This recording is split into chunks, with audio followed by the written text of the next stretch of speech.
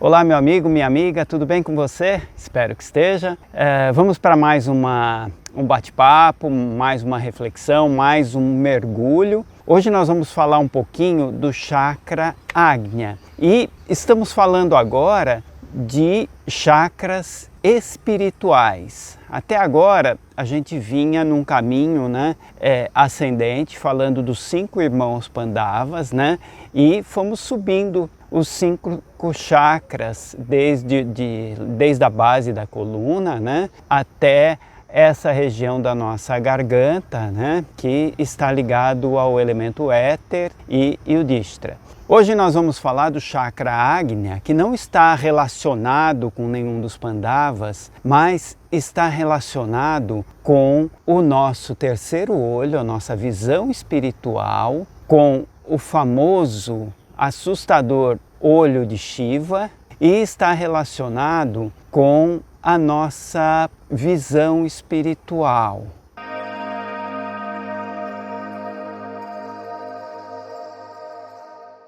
Então vamos lá? Me acompanhe, mas antes disso eu te peço, dê um like, compartilhe, ative o sininho, se inscreva no canal, por favor. Eu estou lhe fazendo aqui um pedido, nos ajude se inscrevendo no canal. E é isso, vamos lá? Nós estamos falando agora do chakra Ajna, que está aqui, nesse ponto entre as sobrancelhas. Se a gente fosse falar, situá-lo geograficamente, no nosso corpo. E ele está ligado principalmente a uma glândula minúscula que nós temos ali dentro da estrutura ali do nosso crânio, do cérebro, chamada glândula pituitária. Eu estou fazendo referência com a pituitária só para a gente entender um pouco o funcionamento. A glândula pituitária, descobriu-se ao longo dos anos de pesquisas que ela é uma espécie de maestro, ela é uma espécie de regente do nosso sistema endócrino. Então, ela regula o trabalho de todas as outras glândulas, que por sua vez, as glândulas produzem hormônios e esses hormônios, eles equilibram o nosso corpo. Ou seja, essas glândulas que produzem esses hormônios, eles são responsáveis por praticamente tudo, todas as ações no nosso corpo físico, como o crescimento, como a parte de reprodução, como a parte de assimilação e até de intelecto. É fantástica a atuação desses elementos químicos, que são os hormônios produzidos pelas glândulas. E, por outro lado, essas glândulas, elas não trabalham isoladamente, elas precisam de uma regência. E o maestro que rege essa orquestra é a pituitária. Só para você entender, assim, fazendo uma relação grosso modo, você tem uma orquestra ali e cada músico toca um instrumento e tem um maestro, tem um regente que está ali com a batuta. O que ele está fazendo? O que o regente, o que o maestro está fazendo? Ele está fazendo com que os músicos entrem, cada músico com seu instrumento, entre na hora certa para fazer a sua parte, na intensidade certa, enfim. Com a regência do maestro, a gente consegue ter a música perfeita ou quase perfeita. E a pituitária tem esse trabalho e, não por acaso, ela está ligada aqui à nossa mente espiritual, ao nosso chakra conhecido como Ajna, Então a grande função de Ajna é exatamente o discernimento, ok? Quando você fala quando nós estamos trabalhando com esse chakra, quando a energia realmente fluiu pura e na quantidade, no tônus necessário, quando ela fluiu até esse ponto, ou seja, ela veio subindo lá desde Muladhara e chega aqui realmente correta, purificada, sincronizada, você tem uma das capacidades mais fantásticas do ser humano e também uma das mais difíceis de se conseguir, discernimento. Então, esse é o chakra, esse é o ponto onde você encontra discernimento. Todo o resto depende desse discernimento, todo o resto depende dessa regência. Por isso é que é tão importante e, ao mesmo tempo, é tão sutil a atuação de Agnya. Ele está ligado ao que na teosofia, por exemplo, nós chamamos de Buddhi, ou seja, o intelecto puro, que traduzido de forma mais compreensível para nós é sabedoria. Sabedoria é discernir, é equilibrar, ter domínio sobre o todo, sobre todo esse processo que está ocorrendo a todo momento no nosso ser. Que processo? Processo vegetativo, né, físico e emocional. Então, nós estamos aqui, né, naquele conflito emocional e, de repente, nós conseguimos discernir, separar o joio do trigo, como bem falou Jesus. Daí nós voltamos, isso daí eu já citei uma vez, bem superficialmente, mas nós voltamos na relação que existe, né, do nosso terceiro olho, né, o famoso terceiro olho, com o olho de Shiva, né? Diz a alegoria, ou, enfim, dizem os hinduístas que Shiva tem um terceiro olho. E isso é visível nas ilustrações, nas imagens, nas estátuas, enfim. No Oriente, Shiva tem um terceiro olho. E esse terceiro olho está sempre fechado. E alguns épicos, como por exemplo o Mahabharata e o Ramayana, eles se referem ao terrível terceiro olho de Shiva, fechado. Quer dizer, os grandes ascetas, quando eles se deparam com Shiva, eles olham e sentem o alívio porque o terceiro olho está fechado. Porque caso Shiva abra o terceiro olho, o universo é aniquilado, o universo desaparece, ele pulveriza o universo. Aí qual é a relação desse terceiro olho, Shiva, o universo? Muito bem, aqui está a capacidade de discernimento, aqui está a sua capacidade de separar o que é matéria, ou seja, ilusão, do que é verdade. E quando se fala de abrir o terceiro olho, se fala exatamente desse discernimento, de olhar e dizer, não, isso é ilusão, isso não é verdade. E quando se tem esse despertar, ou seja, quando você abre o terceiro olho e separa o que é verdade e o que é ilusão, você aniquila a ilusão, você perde essa sensação de que o mundo ilusório, o mundo material é real e você passa a viver em espírito plenamente, como narraram vários outros sábios, mestres, como por exemplo o próprio João no Apocalipse, né, que ele fala no Apocalipse que foi arrebatado. Esse arrebatamento, na verdade, é sair da ilusão material e compreender a essência espiritual como sendo a realidade.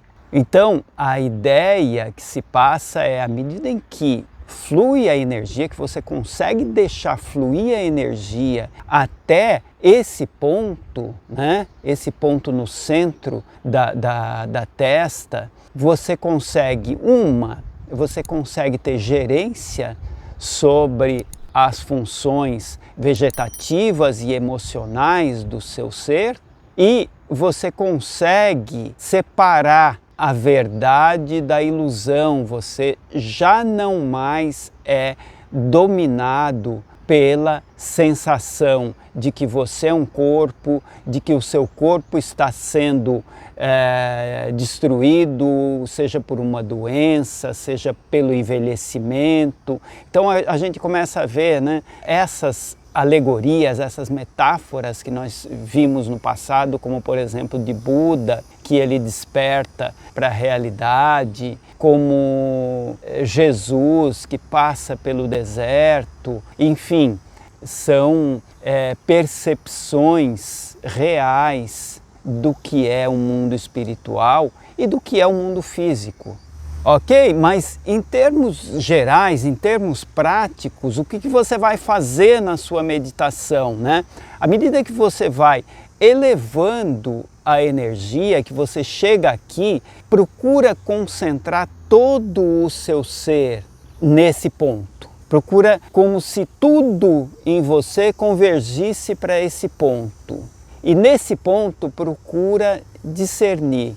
Tá? Procura dizer isto não, isto não, isto não, né? Essa frase net, isto não, é a frase típica dos yogis orientais, que são chamados de Jnana Yogis, ou seja, a yoga do discernimento, a yoga do intelecto chamado Buddhi. Bom, eu vou aproveitar para contar para vocês uma história rápida, uma história que é muito contada no Oriente. E, inclusive o Prem Baba, ele diz que gosta muito de contar essa história, gosta muito de vez em quando voltar nessa história, que é a história de Narada. Bom, Narada no Oriente é um santo. E ele é um santo, um ser evoluído. E ele é discípulo de Vishnu. Vishnu é o conservador. Vishnu é quem dá alma, por exemplo, para Krishna, para Rama. Muito bem. E Narada é discípulo, ele acompanha Vishnu. E teve um determinado momento, vamos dizer assim, eu estou contando a história com as minhas palavras, tá? Em que Narada se dirige a Vishnu e fala: Senhor, me explica, me ensina o que é a ilusão. Aí Vishnu fala: vou te explicar, vou te ensinar, mas antes disso eu preciso fazer um passeio, você me acompanha? Ah, sim. Então Vishnu pega Narada e chama Garuda. Garuda é um pássaro gigante que é o transporte de Vishnu. E eles sobem no dorso de Garuda e eles vão até o deserto. E eles chegam no deserto, estão ali no deserto, e Vishnu começa a se afogar, começa a passar mal, né? E ele fala: Narada, estou com a garganta muito seca, estou sufocando, não vou suportar, busque água para mim. E Narada, pressimoso ali, corre rapidamente em busca de água. E aí ele vai andando, ouve o barulho de um rio, de um córrego. Por isso que eu estou filmando aqui, né, para a gente acompanhar essa história profundamente. E ele finalmente chega na beira de um córrego e lá está uma moça, uma jovem, mas muito, muito bonita. E ele pede água e a jovem, né, que estava com o jarro, lhe dá de beber. Mas ele naquele momento, no momento em que ele viu aquela moça, ele se apaixonou. Ele falou: eu preciso casar com ela, eu preciso que ela seja minha companheira. E ele conversa com ela, ele segue ela e ela vai até o pai dela. O pai dela era um homem rico, era um soberano que tinha muitas posses. E ele chega lá, ele fala para o pai, né: olha, eu gostaria de ter a mão da sua filha, faria tudo para isso. E aí o soberano fala: olha, eu sou um homem muito responsável, eu tenho esse reino para cuidar, eu lhe daria tudo, lhe daria a mão da minha filha, lhe daria metade desse reino agora, e quando eu fosse, né, quando eu desencarnasse, morresse, eu lhe daria o reino todo. Mas você tem que me prometer, você tem que fazer uma promessa solene de que vai cuidar desse reino como se fosse seu, das pessoas, dos limites, cuidar de tudo isso com extrema dedicação. Aí Narada pensou, não, é só isso? Pela mão da sua filha, tá tudo certo. E assim foi. Passou um tempo, ele teve 5 filhos, né, com essa companheira, se apaixonou completamente, ele amava completamente ela, amava os filhos, ele se tornou sucessor do soberano, ele era um ótimo administrador, as pessoas o amavam, o seu reino prosperava, só que num determinado momento o tempo fechou, uma tempestade muito forte veio e essa tempestade trouxe um tsunami e essas ondas gigantes começaram a varrer e destruir todo o seu reino, todo.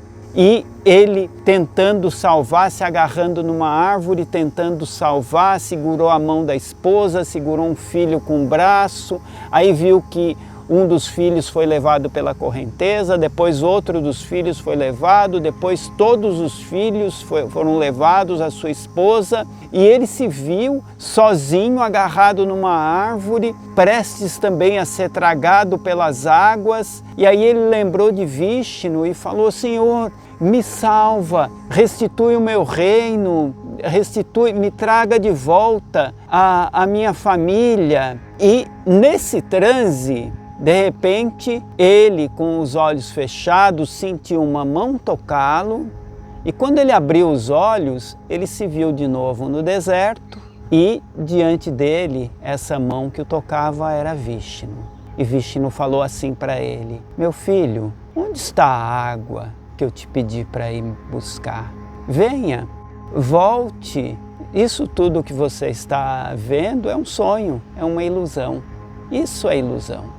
Pronto, essa é a nossa história. Então, reflita sobre o poder da ilusão e sobre a capacidade que nós temos de olhar diante da ilusão. Boa meditação. Namastê.